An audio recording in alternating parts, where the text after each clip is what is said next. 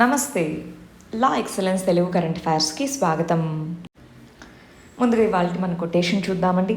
Quiet diplomacy అనేది more effective public posturing కంటే అంటున్నారు.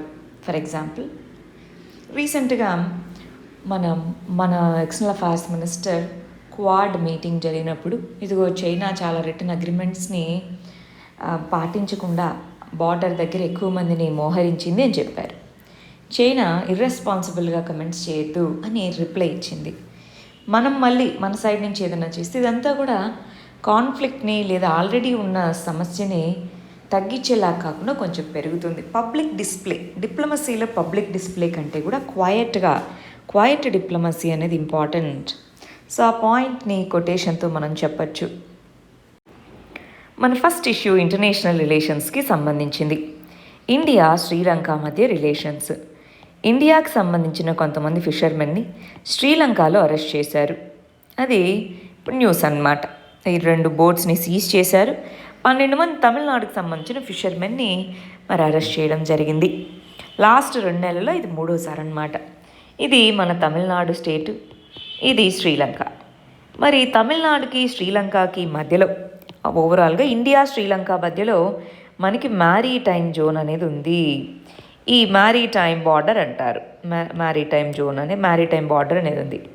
అయితే ప్రతి దేశానికి ఎక్స్క్లూజివ్ ఎకనామిక్ జోన్ తన యొక్క తీర ప్రాంతం నుంచి 200 నాటికల్ మైల్స్ వరకు ఉన్న ప్రాంతాన్ని ఎక్స్క్లూజివ్ ఎకనామిక్ జోన్ అంటారు. అక్కడ ఫిషింగ్ కానీ ఇలా మనకు అన్ని రకాల రైట్స్ ఉంటాయి. కానీ ఈ ప్రాంతం ఏదైతే ఉందో దాన్ని పాక్ బే ప్రాంతము అంటాం. ఈ పాక్ బే ప్రాంతం అనేది మనకి పాక్ బే ప్రాంతంలో ఫిషింగ్ అనేది అటు ఇండియన్ సైడ్ నుంచి ఫిషర్మెన్, ఇటు శ్రీలంకన్ సైడ్ నుంచి వేస్తున్నారు. ఎందుకంటే ఇది చాలా నారో ఏరియా, 200 నాటికల్ మైల్స్ లేదు, ఉన్నదాన్ని ఇద్దరూ షేర్ చేసుకుంటున్నారు. అయితే బాటమ్ ట్రాలింగ్ అంటే షిప్ నుంచి పెద్ద నెట్ లాంటిది వేసి కింద నుంచి మొత్తం ఫిషెస్ని ఇదంతా తీసుకొని ఆ మెథడ్ని బాటమ్ ట్రాలింగ్ అంటారు. అది పర్యావరణానికి నష్టము అని శ్రీలంకలో దాన్ని బ్యాన్ చేశారు. మన ఇండియాలో ఫాలో అవుతున్నాం. మరి మన వాళ్ళు మన సైడ్ నుంచి దాటి వాళ్ళ యొక్క సైడ్కి వెళ్ళి ఫిషింగ్ చేస్తున్నారు. సో అప్పుడు అందువల్ల అరెస్ట్ చేస్తున్నాము. ప్లస్ ఇది మా కంట్రీలో ఇల్లీగల్ అంటున్నారు. 2 దేశాలకి సంబంధించి ఇది సెన్సిటివ్ ఇష్యూ. ఎందుకని? లైవ్లీహుడ్, ఫిషింగ్ కమ్యూనిటీ అనేది వల్నరబుల్ కమ్యూనిటీ. ఎకనామిక్గా అందరూ కాకపోయినా చాలామంది వల్నరబుల్. ఒకవైపు ఏమో ఫిషెస్ యొక్క సంఖ్య ఆ ప్రాంతంలో గణనీయంగా తగ్గిపోతుంది. రెండోది వాళ్ళ యొక్క ఎంప్లాయ్మెంట్ ఆపర్చునిటీస్ అన్నీ కూడా దీని మీద ఆధారపడి ఉన్నాయి.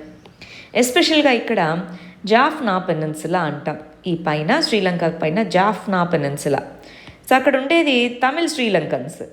సో ఈ ఇద్దరి మధ్య కాన్ఫ్లిక్ట్ అనేది ఉంది. సో మరి ఇది మనం చాలాసార్లు చదువున్నాం. ఒకవేళ మీకు ఇండియా శ్రీలంక మధ్య కాంప్రిహెన్సివ్గా అసలు ఏంటి రిలేషన్షిప్ ఏంటి అని తెలియకపోతే ఇంటర్నేషనల్ రిలేషన్స్ అన్న సిరీస్ ఒకటి చేసాం మనం. ఐఆర్ సిరీస్ అని మన ప్లేలిస్ట్ ఉంటుంది ఒకటి, మన ఛానల్లో చూడండి. ఓవరాల్గా ఈ ఫిషర్మెన్కి సంబంధించిన ఇష్యూ అదొక ఎకనామిక్ ఇష్యూ లాగా లేదా ఇంటర్నేషనల్ ఇష్యూ కాకుండా పొలిటికల్ ఇష్యూ లాగా చూస్తాం. సో దాన్ని పొలిటిసైజ్ చేయడము, తమిళనాడు అనేది ఎప్పుడు సపోర్ట్ చేస్తూ ఉంటుంది. ఎవరైనా సరే వాళ్ళ స్టేట్ ఎకనామిక్ ఆపర్చునిటీస్ అనుకుంటారు. సో దానివల్ల గవర్నమెంట్ అంత స్ట్రింజెంట్గా శ్రీలంకతో డీల్ చేయలేకుండా ఉంది. ఇలాగా దీనిలో ఇష్యూస్ ఉన్నాయి. ఒకవైపు ఫిషరీస్ సంఖ్య తగ్గిపోవడము, ఇంకొక వైపు లైవ్లీహుడ్స్ అనేవి ప్రమాదంలో పడ్డము. ఇది వన్ ఆఫ్ ద రీజన్స్. అది చాలా నారో ఏరియా. ప్లస్ మనం ఫాలో అయ్యే ఈ ఫిషింగ్ మెథడ్స్ కూడా వన్ ఆఫ్ ద రీజన్స్ అని చెప్పచ్చు. నెక్స్ట్ ఇష్యూ సైన్స్ అండ్ టెక్నాలజీకి సంబంధించింది. ఇస్రో అనేది EOS-04 అనే దాన్ని సక్సెస్ఫుల్గా లాంచ్ చేయడం జరిగింది. Earth observation satellite. అసలు ఈ ఎర్త్ అబ్జర్వేషన్ శాటిలైట్ అంటే ఏంటి, దానికి సంబంధించిన ఓవరాల్ కాన్సెప్ట్స్ అన్నింటినీ కాంప్రిహెన్సివ్గా మనం ఇవాళే వీడియో చేయడం జరిగింది. ఒకసారి దాని గురించి చూసుకోవాలి. నెక్స్ట్ ఇష్యూ గవర్నాన్స్కి సంబంధించింది. యూకేకి సంబంధించిన అఫీషియల్స్ ఇండియన్ అఫీషియల్స్తో మాట్లాడుతూ కొన్ని ఎన్జిఓస్, యునైటెడ్ కింగ్డమ్కి సంబంధించిన కొన్ని ఎన్జిఓస్కి ఇండియాలో వాటి బ్రాంచెస్ ఉన్న వాటికి ఫండింగ్ అందట్లేదు అని కొన్ని కన్సర్న్స్ని వ్యక్తపరిచాయి. కానీ ఇండియా దానికి సంబంధించి యూకే వాళ్ళకి ఏ విధమైన ప్రామిస్ నాన్ కమిటల్గా ఉండింది అంటున్నారు. అసలు ఏంటి concerns? For example British NGOs అయినటువంటి ఆక్స్ఫామ్ అని అలా ఇంకొన్ని బ్రిటిష్ ఎన్జిఓస్కి ఫండింగ్ అనేది రావట్లేదు. ఎందుకు? ఎఫ్సిఆర్ఏ అనే చట్టం ద్వారానే ఫండింగ్ అనేది అది రెగ్యులేట్ చేస్తుంది. ఫారిన్ కాంట్రిబ్యూషన్ రెగ్యులేషన్ చట్టము 1976లో తీసుకొచ్చారు. 2010లో ఆ చట్టంలో సమూల మార్పులు వచ్చాయి. ఆ తర్వాత దాని కింద చాలాసార్లు రూల్స్ అనేవి ప్రకటించారు. 2021లోనూ ఎఫ్సిఆర్ఏ రూల్స్ అనేవి ఇవ్వడం జరిగింది. సో వాటి ప్రకారం ప్రతి ఎన్జిఓ కూడా మినిస్ట్రీ ఆఫ్ హోమ్ అఫైర్స్తో రిజిస్టర్ అవ్వడము, ఎప్పటికప్పుడు ఆడిట్ రిపోర్ట్ సబ్మిట్ చేసుకోవడము, ప్రతి 5 సంవత్సరాలకు ఒకసారి దాని లైసెన్స్ని రెన్యువల్ చేయడం, ఇవన్నీ. అయితే కొన్ని ఎన్జిఓస్కి రీసెంట్గా ఆ రెన్యువల్ ఏదైతే ఉందో చేయలేదు. ఎందుకని చెప్పింది, వీళ్ళు సరిగా ఆడిట్ రిపోర్ట్స్ పబ్లిష్ చేయట్లేదు అన్నది ఒక రీజను. రెండోది కొన్ని సెక్యూరిటీ రీజన్స్, వీటి వల్ల కూడా మేము వీటికి పర్మిషన్ ఇవ్వలేదు అన్నట్టుగా చెప్పింది. దాంతో బ్రిటిష్ అఫీషియల్స్ ఈ ఇష్యూ అని చెప్పినప్పుడు మేము దీని ప్రకారం ఏవైతే రూల్స్ ఉన్నాయో వాటి ప్రకారమే వెళ్తాము అన్నట్టుగా దానికి లైసెన్స్ ఇస్తామనో ఇవ్వమనో ఆ విధమైన ఏ విధమైన కమిట్మెంట్ కూడా ఈ మీటింగ్లో ఇండియా అనేది ఇవ్వలేదు. ఫారిన్ ఎన్జిఓస్ ఏ ఎన్జిఓ అయినా సరే, ఫారిన్ ఎన్జిఓస్ అయినా ఇండియన్ ఎన్జిఓస్ అయినా ఫారిన్ కాంట్రిబ్యూషన్స్ తీసుకోవాలంటే ఈ చట్టమే రెగ్యులేట్ చేసేది. నెక్స్ట్ ఇష్యూ ఇంటర్నేషనల్ రిలేషన్స్కి సంబంధించింది. రీసెంట్గా 4వ క్వాడ్ మీటింగ్ అనేది జరిగింది. ఆస్ట్రేలియాలో quad meeting, quadrilateral security dialogue అంటాము. ఇందులో 4 దేశాలు మెంబర్స్గా ఉన్నాయి: యుఎస్ఏ, జపాన్, ఆస్ట్రేలియా మరియు ఇండియా. అయితే ఇందులో భాగం అవ్వడం వల్ల ఇండియాకి సిగ్నిఫికెన్స్ ఏంటి? ఈస్ట్ ఏషియా ప్రాంతంలో, అంటే ఇప్పుడు ఈ జపాన్ వీటితో కోఆపరేషన్ పెరుగుతుంది కాబట్టి ఈస్ట్ ఏషియాతో లింకేజెస్ అనేవి పెరుగుతాయి. యుఎస్ఏ, ఆస్ట్రేలియా వీటితో డిప్లొమాటిక్ గాను డిఫెన్స్ వైజ్ గాను రిలేషన్షిప్ అనేది స్ట్రెంగ్తన్ అవుతుంది. ఆఫ్ఘనిస్తాన్, పాకిస్తాన్ ఈ ప్రాంతంలో యుఎస్ఏ యొక్క పాలసీస్ కానీ వీటన్నిటికీ ఈ గ్రూపింగ్లో డిస్కస్ చేయొచ్చు. సో అలాంటి ఆపర్చునిటీస్ వస్తాయి. యాక్ట్ ఈస్ట్ పాలసీ, ఈస్ట్ మన యొక్క సౌత్ ఈస్ట్ ఏషియన్ కంట్రీస్, వీటితో ఈ కంట్రీస్కి ఆస్ట్రేలియా, యుఎస్ఏ వీటికి ఎక్కువ లింకేజెస్ ఉన్నాయి. సో దానివల్ల మనకి లింకేజెస్ స్ట్రెంగ్తన్ అవుతాయి. చైనా యొక్క అగ్రెసివ్నెస్ని దీన్ని కౌంటర్ చేయొచ్చు. కాకపోతే దీంట్లో ఉండడం మనము ఇప్పటి వరకు నాన్ అలైన్మెంట్ అన్నాం. ఇప్పుడు డైరెక్ట్గా యుఎస్ఏ ఇలాంటి మేజర్ కంట్రీస్తో అలైన్ అయినట్టు. ఇండియా రష్యా రిలేషన్స్ ఎఫెక్ట్ అవ్వచ్చు. చైనా రష్యా ఇద్దరు క్లోజ్ అయ్యే అవకాశం ఉంది. ఇప్పుడు ఉక్రెయిన్ రష్యా మధ్య జరుగుతున్న కాన్ఫ్లిక్ట్ ఈ కంటెక్స్లో ఏదైనా ఒక స్టాండ్ తీసుకోండి అన్నప్పుడు మనకి డిఫికల్ట్ సిచ్యువేషన్ అనేది వచ్చే అవకాశం ఉంది. ఇవన్నీ కూడా దీనివల్ల కన్స్ట్రెయిన్స్ అని చెప్పచ్చు. బట్ రీసెంట్గా జరిగినటువంటి క్వాడ్ మీటింగ్లో అయితే మిలిటరీ కంటెక్స్ట్ గురించి ఏమీ అంతగా మాట్లాడలేదు. టెక్నాలజీ, కోవిడ్-19 ఎలా ఎదుర్కోవాలి, ఇలాంటి సమస్యల గురించి డిస్కస్ చేయడం అనేది ఇక్కడ సిగ్నిఫికెంట్ ఇష్యూగా చెప్పచ్చు. నెక్స్ట్ ఇష్యూ గవర్నాన్స్కి సంబంధించినటువంటిది. ఇందులో భాగంగా రీసెంట్గా మనకి ఇండియన్ అడ్మినిస్ట్రేటివ్ సర్వీసెస్ రూల్స్ 1954లో రూల్ 6 సబ్ క్లాజ్ 1లో మార్పులు చేస్తాము అన్నారు. అంటే ఐఏఎస్ ఆఫీసర్స్ని సెంట్రల్ డెప్యుటేషన్కి పంపించే ముందు స్టేట్ గవర్నమెంట్ యొక్క కన్సెంట్ అనేది అవసరం లేదు అన్నట్టుగా మార్పు. ప్రస్తుతానికి కన్సెంట్ అవసరం. సో అందులో మార్పు తెస్తాము అని చెప్పడం జరిగింది. సో దీనివల్ల మనకి ఎన్నో రకాలైనటువంటి క్రిటిసిజమ్స్ అనేవి వచ్చాయి. ఫెడరలిజాన్ని ఇది ఎఫెక్ట్ చేస్తుందని, ఇష్టం వచ్చినట్టుగా ఎప్పుడు పడితే అప్పుడు డెప్యుటేషన్కి తీసుకెళ్తే ఇక్కడ జరుగుతున్న డెవలప్మెంటల్ ప్రాజెక్ట్స్, ఒకవేళ వాళ్ళు హెడ్ చేసిన ప్రాజెక్ట్స్ అవన్నీ కూడా గవర్నాన్స్లో ప్రాబ్లమ్స్ వచ్చే అవకాశం ఉందని, సో ఇష్టం వచ్చిన వాళ్ళని లేదా పనిష్మెంట్ పోస్టింగ్స్ లాగా ఇస్తే మొరేల్ ఆఫ్ సర్వెంట్స్, గవర్నమెంట్ సర్వెంట్స్ తగ్గే అవకాశం ఉందని, ఇలాగ వివిధ రకాలైన ఆర్గ్యుమెంట్స్ వచ్చాయి. దీంతో వివిధ స్టేట్స్, వెస్ట్ బెంగాల్, తమిళనాడు ఇవన్నీ కూడా ఈ మెజర్ని సివియర్గా క్రిటిసైజ్ చేయడం జరిగింది. మరి ఈ కంటెక్స్లో మరి డైరెక్ట్లీ రిక్రూటెడ్ ఐఏఎస్ ఆఫీసర్స్ వాళ్ళు చాలామంది డెప్యుటేషన్కి రావట్లేదు అన్నది ఇక్కడ క్వశ్చన్ కదా. మ్యాండేట్ రూల్స్ పెట్టండి.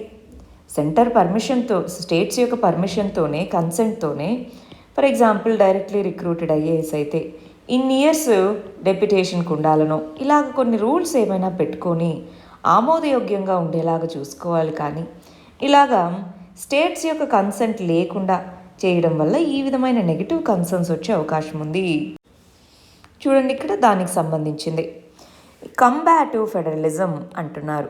సమాఖ్యలో కోఆపరేటివ్ ఫెడరలిజం, కంబాటివ్ ఫెడరలిజం వివిధ రాష్ట్రాలు అనేవి సెంటర్తో కాన్ఫ్లిక్టింగ్ సిచ్యువేషన్లో ఉన్నాయి. దాన్నే కంపారిటివ్ ఫెడరలిజం. ఫర్ ఎగ్జాంపుల్, తమిళనాడుకు సంబంధించి నీట్ యొక్క బిల్లుని గవర్నర్ ఆమోదించలేదు, సెంటర్ కదా ఆపోజిట్గా ఉందని. అక్కడ దగ్గర నుంచి పంజాబ్లో కానివ్వండి, వెస్ట్ బెంగాల్లో కానివ్వండి, వీటన్నిటిలోనూ కంపారిటివ్ ఫెడరలిజం ఉంది. కానీ మనకు కావాల్సింది కోఆపరేటివ్ ఫెడరలిజం. డెవలప్మెంట్, వివిధ స్కీమ్స్ని ఇంప్లిమెంట్ చేయాలన్నా కలెక్టివ్గా ఇంప్లిమెంట్ చేయాల్సిన చాలా ఉంటాయి. సో అందుకోసం కోఆపరేటివ్ ఫెడరలిజం అనేది నీడ్ ఆఫ్ ది అవర్. మనకి government of NCT of Delhi versus union of India కేసులో కానీ, Ajit Mohan versus legislative assembly of Delhi ఈ కేసులో కానీ, రెండిట్లో కూడా సుప్రీంకోర్టు అనేది సెంటర్ స్టేట్స్ మధ్య కోఆపరేటివ్ ఫెడరలిజం అనేది ఉండాలి, దేశం పురోగతి అప్పుడే సంభవిస్తుంది అన్నట్టుగా చెప్పడం జరిగింది. ఉన్న సమస్యలు అయితే ఉంటాయి, దానికి డెలిబరేటివ్ ఫోరమ్స్ అనేవి ఉన్నాయి కదా, ఇంటర్ స్టేట్ కౌన్సిల్ అని, ఇలాగా వాటి ద్వారా వీటిని రిజాల్వ్ చేసుకోవాలి. కానీ ఓవరాల్గా ఇలాగ కాన్ఫ్లిక్ట్ని పెంచుకుంటూ వెళ్ళకూడదు. నెక్స్ట్ ఇష్యూ ఎకానమీకి సంబంధించింది. ఇండియాలో సెమీ కండక్టర్స్ని ప్రమోట్ చేయడానికి మెజర్స్ తీసుకుంటున్నారు. ఇండియాలోనే కాకుండా వివిధ దేశాల్లో, ఫర్ ఎగ్జాంపుల్ యూరోపియన్ యూనియన్ కానీ, యుఎస్ఏ కానీ, ఇవన్నీ కూడా వాళ్ళ యొక్క సెమీ కండక్టర్ ఇండస్ట్రీని పెంచుకోవడానికి ప్రయత్నిస్తున్నాయి. తైవాన్, సౌత్ కొరియా, జపాన్ ఈ మూడే చాలా పర్సంటేజ్ వరల్డ్ వైడ్గా సెమీ కండక్టర్స్ మార్కెట్ మొత్తాన్ని డామినేట్ చేస్తున్నాయి. సో అందుకని మనం ఇంకా రీసెంట్గా కొన్ని ఇష్యూస్ని ఫేస్ చేసాం.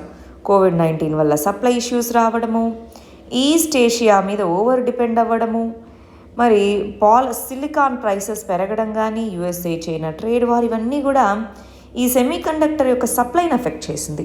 అందుకని మన ఇండియాలోనే సెమీ కండక్టర్స్ని తయారు చేసుకోవడానికి, వాటిని ప్రమోట్ చేయడానికి, లోకల్ మ్యానుఫ్యాక్చరింగ్ని పెంచడానికి ప్రొడక్షన్ లింక్డ్ ఇన్సెంటివ్ స్కీమ్ అనేది తీసుకొని రావడము, చిప్స్ టు స్టార్టప్ ప్రోగ్రామ్ని తీసుకొని రావడము, design linked incentive scheme very important. ఈ మూడింటిని ప్రపోజ్ చేయడం జరిగింది గవర్నమెంట్ అనేది, రైట్.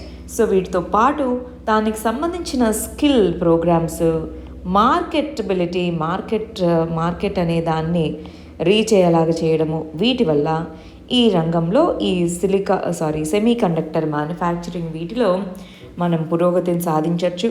ఇది మనకి ఎంప్లాయ్మెంట్ని, మనకి ఎప్పటి నుంచో మ్యానుఫ్యాక్చరింగ్ రంగం చాలా స్లోగా ఉంది, ఆ మ్యానుఫ్యాక్చరింగ్ గ్రోత్ని పెంచడంలోనూ ఇది మనకి తోడ్పడుతుంది. నెక్స్ట్ ఇష్యూ ఎకానమీకి సంబంధించింది. గవర్నమెంట్ అనేది ఎల్ఐసి అనే దాంట్లో 5% షేర్స్ అనేవి అమ్ముతాము ఉంది. ఎప్పుడైనా సరే ఏ కంపెనీకి సంబంధించిన షేర్స్నైనా ఫస్ట్ టైం స్టాక్ మార్కెట్లో సేల్ చేస్తే దాన్ని ఐపీఓ, ఇనీషియల్ పబ్లిక్ ఆఫరింగ్ అంటారు. ఈ ఇనీషియల్ పబ్లిక్ ఆఫరింగ్ వల్ల ఆ 5% షేర్స్ ఎంతైతే వాల్యూ ఉంటుందో ఆ మనీ అనేది జనరల్గా ఆ కంపెనీకి వెళ్తుంది. కానీ ఎల్ఐసిలో షేర్ అనేది గవర్నమెంట్ది కాబట్టి గవర్నమెంట్కి ఇప్పుడు దీని నుంచి వచ్చే మనీ అనేది గవర్నమెంట్కి వెళ్తుంది. చూడండి ఏమేం బెనిఫిట్స్ ఉన్నాయో. గవర్నమెంట్కి అడిషనల్గా మనీ అనేది వస్తుంది, ఎల్ఐసికి ఏమి దీని నుంచి మనీ పోవు. గవర్నమెంట్ యొక్క రెవెన్యూస్ పెంచి డెఫిసిట్స్ని వీటిని తగ్గించడానికి గవర్నమెంట్కి హెల్ప్ అవుతుంది ఎల్ఐసిలో షేర్ని సేల్ చేయడం వల్ల. ఎల్ఐసికి ఏం బెనిఫిట్స్ ఉంటాయి? ఈ లిస్టింగ్ వల్ల కార్పొరేట్ స్ట్రక్చర్ని తీసుకొని రావచ్చు. ఇన్వెస్టార్స్ స్టాక్ ఎక్స్చేంజెస్లో దీంట్లో ఎక్కువ ఇన్వెస్ట్ చేయొచ్చు, ట్రాన్స్పరెన్సీ పెరుగుతుంది.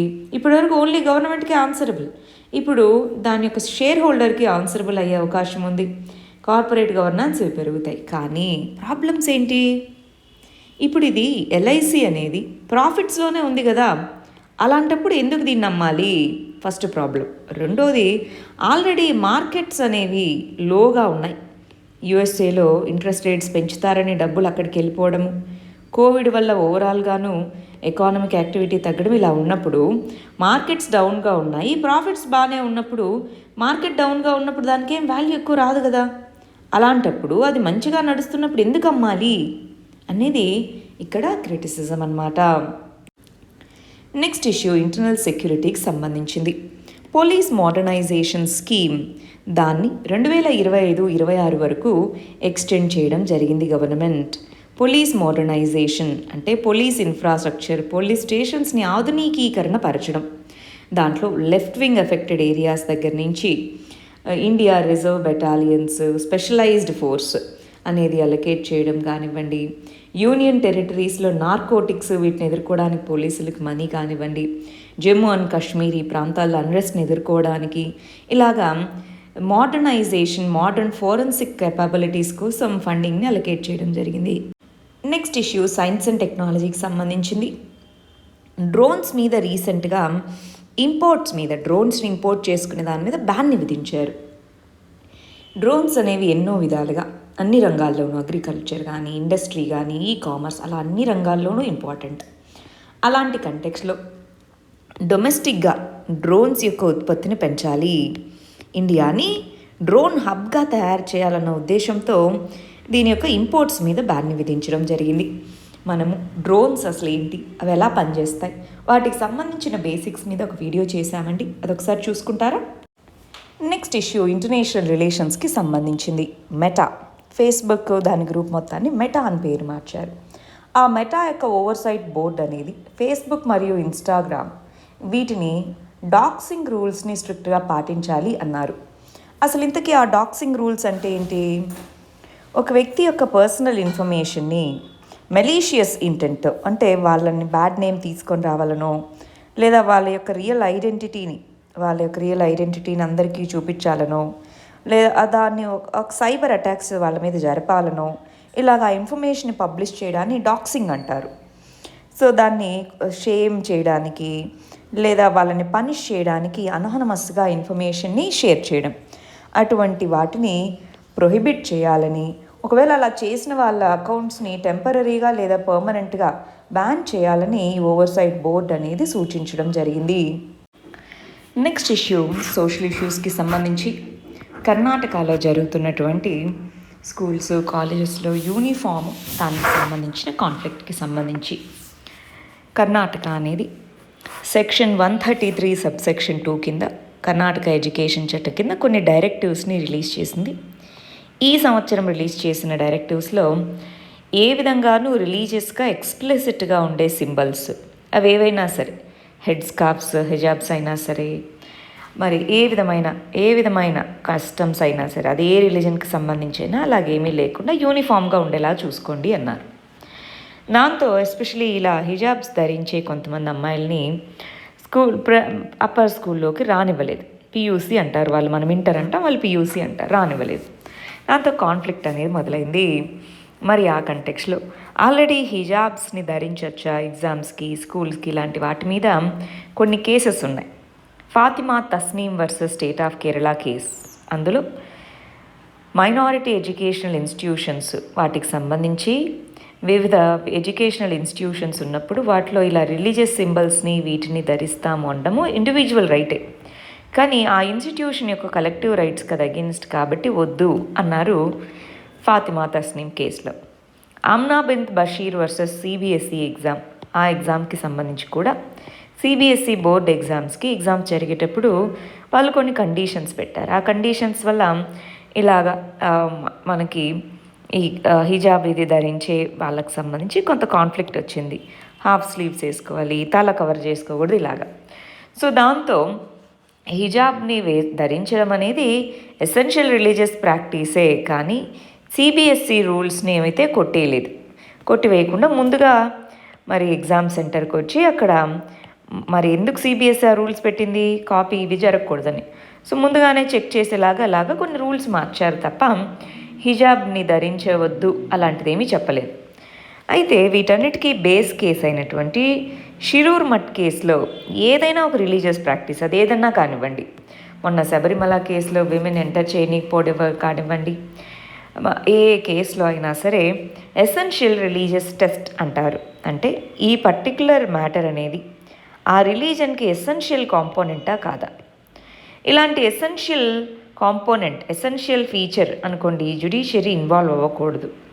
ఎసెన్షియల్ ఫీచర్ కాదు రిలీజన్ అనే దాంట్లో జ్యుడిషియరీ రివ్యూ చేపట్టచ్చు అని. సో ఇది ఎసెన్షియల్ ఫీచరా కాదా అని ఏదైనా సరే దాని మీద డిబేట్ అనేది జరుగుతుంది. సుప్రీంకోర్టు అది ఎసెన్షియల్ ఫీచరా కాదా అని చెప్తుంది. ఎసెన్షియల్ ఫీచర్ అయితే ఓకే, లేదంటే ఆ ఎసెన్షియల్ ఫీచర్ని అది కాని దాన్ని వైలేట్ చేసినా సరే ఏ విధంగానూ మనం కోర్ట్స్ని ఆశ్రయించలేమన్నమాట. సో మరి ఇదైతే కేసు అయితే కర్ణాటక హైకోర్టులోనే పెండింగ్ ఉంది. ఇవి దానికి సంబంధించిన కేసెస్. ఆల్రెడీ నిన్నటి వీడియోలో ఈ ఇష్యూస్ మనం చూసాం. ఈ విధంగా రిలీజియస్ సింబల్ ఆఫ్ ఫెయిత్ని ధరించడము అనేది ఎంతవరకు కరెక్ట్. ఫర్ ఎగ్జాంపుల్ సిక్కుల యొక్క పైన తలకి ధరించే ఆ టర్బన్ కానీ ఇవన్నీ కూడా సింబల్ ఆఫ్ ఫెయితే కదా. సో ఇవి ధరించచ్చా? Public places, government offices, schools, ఇవన్నీ పబ్లిక్ ప్లేసెస్ కదా, వీటిలో ధరించచ్చా? అదే కదా ఇప్పుడు క్వశ్చన్. హిజాబ్ అనేది సింబల్ ఆఫ్ ఫెయిత్, దాన్ని స్కూల్కి కాలేజ్కి వేసుకొని రావచ్చా అన్నదే క్వశ్చన్. అయితే ఇది సెక్యులరిజం అంటాం. లౌకికవాదము, గవర్నమెంట్ యొక్క పాత్ర, అందులో మతము, ఇండివిజువల్ యొక్క ఫ్రీడమ్స్, ఒక వ్యక్తికి ఉన్నటువంటి హక్కులు, వీటికి సంబంధించిన డిబేట్ ఇది. అయితే ఇండియన్ సెక్యులరిజంకి వెస్ట్రన్ సెక్యులరిజంకి మధ్య డిఫరెన్షియేషన్ మనకు తెలియాలి. వెస్ట్రన్ సెక్యులరిజంలో గవర్నమెంట్ అసలు ఏ విధంగానూ రిలీజియస్ మ్యాటర్స్లో కానీ ఆల్ పబ్లిక్ ఇష్యూస్ అన్నిట్లోనూ రిలీజన్ అనేది రోల్ ప్లే చేయకూడదు అనేది వెస్ట్రన్ సెక్యులరిజం. ఇండియాలో రిలీజన్స్ అన్నీ కూడా, అది రిలీజన్ 1, 2 ఏదైనా సరే అన్నీ కూడా గవర్నమెంట్కి ఈక్వలే అనేది మన యొక్క సెక్యులరిజం. అందుకే రిలీజియస్ రైట్స్ అనేవి మనకి రాజ్యాంగంలో ఆర్టికల్ 25 నుంచి ఆర్టికల్ 28 వరకు రిలీజియస్ ఫ్రీడమ్స్ అనేవి ప్రొవైడ్ చేయబడ్డాయి. రిలీజన్ని మనం పాటించవచ్చు, ప్రొఫెస్ చేయొచ్చు, కానీ దానికంటూ రీజనబుల్ లిమిటేషన్స్ ఉన్నాయి. అయితే ఇప్పుడు గవర్నమెంట్ ఏమంటుంది, కర్ణాటక ఇది రీజనబుల్ లిమిటే, మేము పెట్టింది రీజనబుల్ లిమిట్ అంటుంది. మరి ఇది ఏ విధంగానూ ఎవరికీ నష్టం కలిగించినప్పుడు ఏ విధంగా అది రీజనబుల్ క్లాసిఫికేషన్ అవుతుంది అన్నది కోర్టులో ఒక వాదన. ఇది అసలు ఎసెన్షియల్ రిలీజియస్ ప్రాక్టీసేనా కాదా అన్నది ఇంకొక వాదన. అయితే ఆర్టికల్ 25 కింద ఫ్రీడమ్ ఆఫ్ రిలీజన్ అనేది ఉంది కదా, మరి ఎవరు ఏం ధరించాలి ఏం ధరించకూడదని చెప్పడం వాళ్ళ యొక్క individual decision. So right to privacy అనేది ఆర్టికల్ 21 ఉంది కదా. ఇప్పుడు ఈ విధంగా ధరించద్దు అంటే అప్పుడు కొంతమంది స్కూల్స్కి వీటికి పంపించడానికి కానీ వెళ్ళడానికి కానీ ఇష్టపడకపోతే వాళ్ళకి ఎడ్యుకేషనల్ రైట్ ఏమవుతుంది? ఇవన్నీ కూడా ఉన్నటువంటివి. అసలు విమెన్ ఎందుకు అలా హెడ్ స్కార్ఫ్ ఇది ధరించాలి? అందరికీ ఈక్వల్గానే రైట్ ఉంది కదా. ఇలాంటి ఆ వాదనలు ఇంకొక సైడ్ నుంచి వస్తున్నది. ముస్లిం విమెన్కి సంబంధించిన ఫ్రీడమే కదా, లిబర్టీయే కదా. అలాంటి వాదనలు ఇంకొంతమంది. ఇందాకే ఎసెన్షియల్ రిలీజియస్ ప్రాక్టీస్, ఏది ఎసెన్షియల్ ఏది కాదు, అయితే ఎవరు ధరించాలి ఎవరు ధరించకూడదు అన్నది వాళ్ళ యొక్క ఇండివిజువల్ డెసిషన్ కదా అన్నది ఇంకొక వాదన. అయితే మన స్టూడెంట్ ఒకరు veil of ignorance, John Rawls అనే ఫిలాసఫర్ చెప్పిన వీల్ ఆఫ్ ఇగ్నోరెన్స్ గురించి చెప్పండి అన్నారు. చాలా మంచి పాయింట్ అండి. యాక్చువల్గా ఈ ఇష్యూని మనం ఎథిక్స్లో వాడుకోవచ్చు. ఎథిక్స్లో వాడుకునేటప్పుడు ఈ వీల్ ఆఫ్ ఇగ్నోరెన్స్ అనేది ముసుగు అంటారు. అంటే మనము ఒకవేళ మనలో ఎవరైనా సరే మనము ఏ పొజిషన్లో ఉంటామో మనకు తెలియదు. అంటే ఇప్పుడు నేను హిందూ విమెన్గా ఉండి నేను ఆ విషయాన్ని చూసే కోణం ఒకలాగుంటుంది. మీరు క్రిస్టియన్ మెన్ అయి ఉండొచ్చు, లేదా లెట్సే హిందూ మెన్ అవ్వచ్చు, లేదా ముస్లిం మెన్ అవ్వచ్చు. ఇలా వివిధ కాంబినేషన్స్ ఉంటాం కదా మనము. సో ఈ ఇష్యూని మనము ఒక్కొక్కరము మన యొక్క బ్యాక్గ్రౌండ్ని బట్టి చూస్తాం. అలా కాకుండా మనము నెక్స్ట్ ఏ విధమైనగానో మనకి తెలీదు. అంటే ఇప్పుడు నేను హిందూ అని కానీ ఏ విధమైన ఐడెంటిటీ లేకుండా ఒకవేళ నేను వాళ్ళ పొజిషన్లో ఉంటే అప్పుడు ఎలా నేను చూస్తాను? మనకి John Rawls theory of justice అంటారు. ఏది జస్టిస్ ఏది కాదు అని చెప్పేటప్పుడు వీల్ ఆఫ్ ఇగ్నోరెన్స్, మనమే వాళ్ళ ప్లేస్లో ఉంటే మనం ఇప్పుడు ఇలా ఉన్న ప్లేస్లో లేము, అలా ఉన్నప్పుడు మీరు ఏం డెసిషన్ తీసుకుంటారనేది అదే జస్టిస్ అవుతుందని జాన్ రాల్స్ చెప్తారు. ఇలాంటి సోషల్ ఇష్యూస్లో veil of ignorance, especially vulnerable sections లేదా ఎవరైతే ఎఫెక్ట్ అవుతారనుకుంటామో వాళ్ళ పొజిషన్లో మనం ఉంటే మనం ఎలా ఆలోచిస్తాము అన్నది చూసుకుంటే ఏది న్యాయమో ఏది కాదు అన్నది మనం ఈజీగా డిసైడ్ చేసుకోవచ్చు అన్నది జాన్ రాల్స్ అనే ఫిలాసఫర్ యొక్క థింగ్ అనమాట. వీల్ ఆఫ్ ఇగ్నోరెన్స్ అంటారు. సో ఇలాంటి ఇష్యూస్లో మీరు ఈ వీల్ ఆఫ్ ఇగ్నోరెన్స్ ప్రిన్సిపల్ని బాగా వాడచ్చు. నెక్స్ట్ ఇష్యూ సైన్స్ అండ్ టెక్నాలజీకి సంబంధించింది. ఇండియాలో జియోస్పేషియల్ సెక్టార్, స్పేస్ సెక్టార్ అనేది పెరిగే కొద్దీ స్పేస్ సెక్టార్ కానివ్వండి, డ్రోన్ కానివ్వండి, ఈ టెక్నాలజీస్ ద్వారా జియోస్పేషియల్ క్యాపబిలిటీస్ అనేవి పెరుగుతూ ఉన్నాయి. అందుకోసం లాస్ట్ ఇయర్ మనకి ఈ జియోస్పేషియల్ డేటా మరియు మ్యాప్స్ని లిబరలైజ్ చేయడము, ఇండియన్ కంపెనీస్ జియోస్పేషియల్ డేటాని లోకల్గా క్రియేట్ చేసి దాని మీద రెస్ట్రిక్షన్స్ని తీసేయడం, లెవెల్ ప్లేయింగ్ ఫీల్డ్ని ఇప్పుడు వివిధ రకాల ఇప్పుడు గూగుల్ మ్యాప్స్ ఇవన్నీ జియోస్పేషియల్ కంపెనీస్, వాటితో ఇండియా కంపీట్ అయ్యేలాగా చేయడము, ఇవన్నీ కూడా లాస్ట్ ఇయర్ ఆత్మనిర్భర్ అనే దాని కింద తీసుకున్నారు. మరి వాటికి తోడుగా ఈ రంగంలో కావాల్సిన టెక్నాలజీ ఇంట్రడ్యూస్ అయ్యేలాగా అవేర్నెస్ని పెంచడము, హ్యూమన్ రీసోర్సెస్ని బిల్డ్ చేయడము, ఒక స్టాండర్డ్ గైడ్లైన్స్ని తీసుకొని రావడము, వీటి వల్ల జియోస్పేషియల్ రంగం యొక్క పొటెన్షియల్ ఏదైతే ఉందో దాన్ని మనం అచీవ్ చేయగలము. అది ఇక్కడ చెప్తున్నటువంటిది. మరి మన లాస్ట్ ఇష్యూ ఇంటర్నేషనల్ రిలేషన్స్కి సంబంధించింది. రష్యా మరియు ఉక్రెయిన్ వీళ్ళిద్దరి మధ్యలో జరుగుతూ ఉన్న కాన్ఫ్లిక్ట్, అది యుఎస్ఏ రష్యా కాన్ఫ్లిక్ట్ లాగా మారి ఏ విధంగా దారితీయబోతుంది అన్నది. అసలు దీని యొక్క బ్యాక్గ్రౌండ్ ఏంటి? ఉక్రెయిన్ అనే కంట్రీ, రష్యా అనే కంట్రీ ఇంతకుముందు యుఎస్ఎస్ఆర్ అనే గ్రూపింగ్లో మెంబర్స్గా ఉండేవి.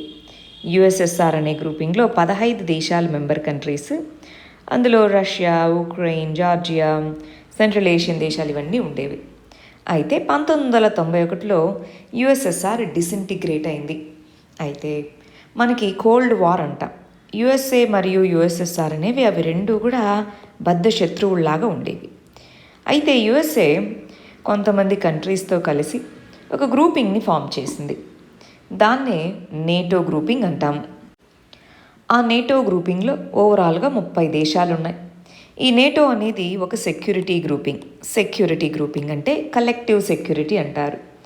ఒక కంట్రీ మీద యుద్ధం జరిగినా మిగిలినవన్నీ కూడా కలిసి రావాలన్నమాట. కలెక్టివ్ సెక్యూరిటీ అంటారు. మరి అలాంటి కలెక్టివ్ సెక్యూరిటీలో మేము కూడా జాయిన్ అవుతాము అని 2014 దానికి ముందు నుంచి ఉక్రెయిన్ చెప్తూ వస్తుంది. మీరు జాయిన్ అవ్వకూడదు అని రష్యా అంటుంది. ఇంకా జాయిన్ అవ్వలేదు ఉక్రెయిన్. జాయిన్ అవుతాము అని టాక్స్ జరుగుతున్నాయి. మీరు జాయిన్ అవ్వకూడదు, ఇది మా యొక్క సెక్యూరిటీ మరియు స్ట్రాటజిక్గా మాకు నష్టము. సో అందువల్ల మీ గ్రూపింగ్లో మీరు చేరకూడదు అని రష్యా అనేది ఉక్రెయిన్తో కాన్ఫ్లిక్ట్కి వచ్చింది. ఆ టైంలోనే 2014లోనే ఒక పెనిన్సులార్ ప్రాంతం, క్రీమియా అంటారు, ఈ ప్రాంతం రష్యా యొక్క కంట్రోల్లోకి వచ్చింది.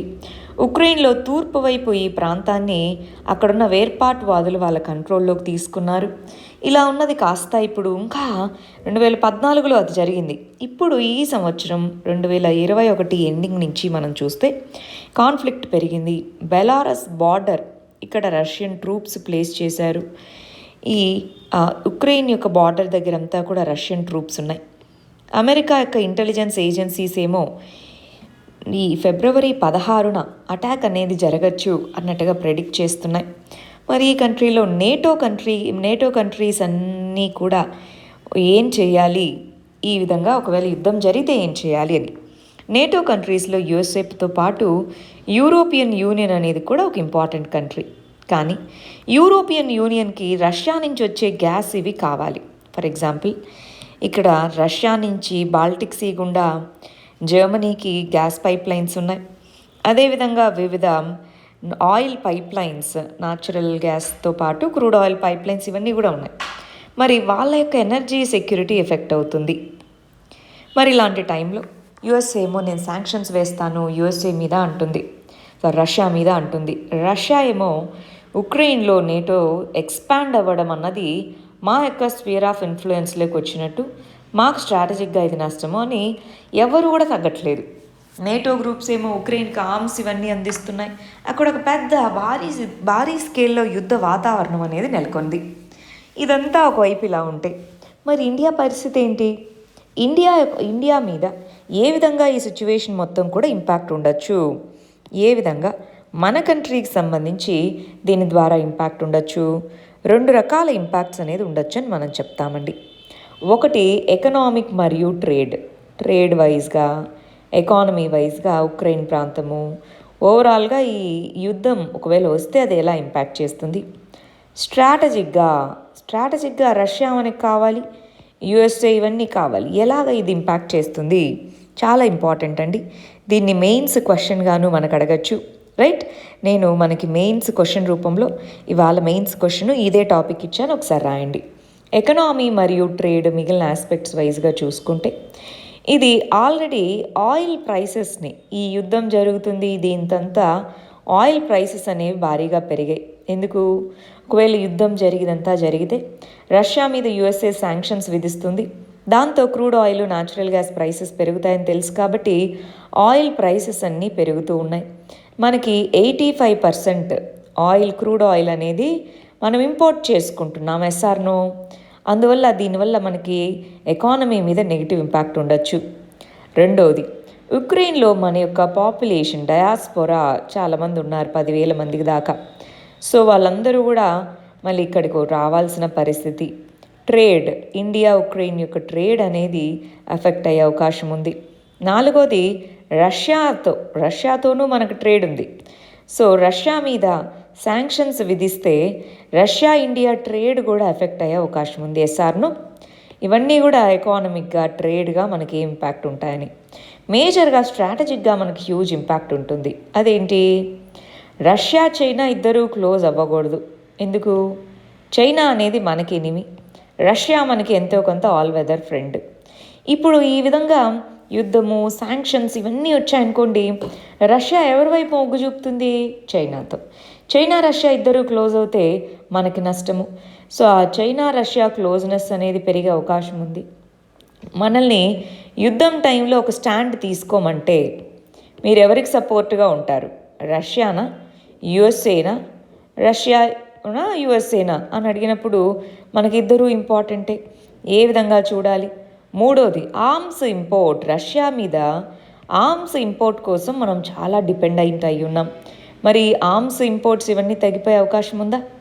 ఇవన్నీ కూడా ఇండియా మీద నెగిటివ్ ఇంపాక్ట్స్. ఈ యుద్ధం వల్ల ఇండియా మీద అన్ని రకాలుగాను నెగిటివ్గానే ఇంపాక్ట్ ఉంది. అటు ఎకానమీ, ట్రేడ్ వైజ్గా కానీ, ఇటు స్ట్రాటజిక్గా కానీ, రెండిటి వైపుగా. సరే, ముందుగా నేను ఇచ్చిన క్వశ్చన్కి మన వాళ్ళు ఎలా ఆన్సర్ రాసారో చూద్దామా? హబుల్ టెలిస్కోప్ మరియు జేమ్స్ వెబ్ టెలిస్కోప్ వాటి మధ్య క్యాపబిలిటీస్ని కంపేర్ చేయండి. అసలు ఈ జేమ్స్ వెబ్ టెలిస్కోప్ యొక్క సిగ్నిఫికెన్స్ ఏంటో రాయండి అని అడిగాము. అసలు టెలిస్కోప్స్, వాటిలో జేమ్స్ వెబ్ టెలిస్కోప్ని ఎప్పుడు లాంచ్ చేశారు? హబుల్ మరియు జేమ్స్ వెబ్ టెలిస్కోప్ మధ్య తేడాలేంటి అన్నది రాశారు.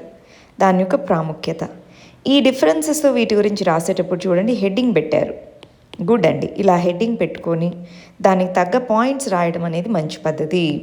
చాలా నీట్గా ప్రజెంట్ చేశారు. రైట్, ఇక్కడ చూద్దాం. సో నాసా అనేది జేమ్స్ వెబ్ టెలిస్కోప్ని ఎప్పుడు లాంచ్ చేసింది, హబుల్ని ఎప్పుడు లాంచ్ చేసింది, ఏమేం differences, wave length, orbits, vision, size చూసారు, నీట్గా హెడ్డింగ్ పెట్టి రాశారు. మరి జేమ్స్ వెబ్ టెలిస్కోప్ యొక్క సిగ్నిఫికెన్స్ ఏంటి, దాన్ని కూడా పాయింట్స్ రూపంలో రాశారు. కంక్లూజన్స్లో అన్న పదంతో స్టార్ట్ చేయొద్దండి, మీరు తస్ అని ఇట్లా రాయొచ్చు, సరేనా? ఓవరాల్గా చాలా బాగా రాశారు ఆన్సర్. సరే, ఇది వాళ్ళ మన మెయిన్స్ క్వశ్చన్ అండి. ఇవి మన ప్రిలిమ్స్ క్వశ్చన్స్. వీటికి ఆన్సర్స్ కమెంట్ సెక్షన్లో ఇవ్వండి. రేపు మనం వీటికి కరెక్ట్ ఆన్సర్ ఏంటో చూద్దాం. All the very best. Thank you very much.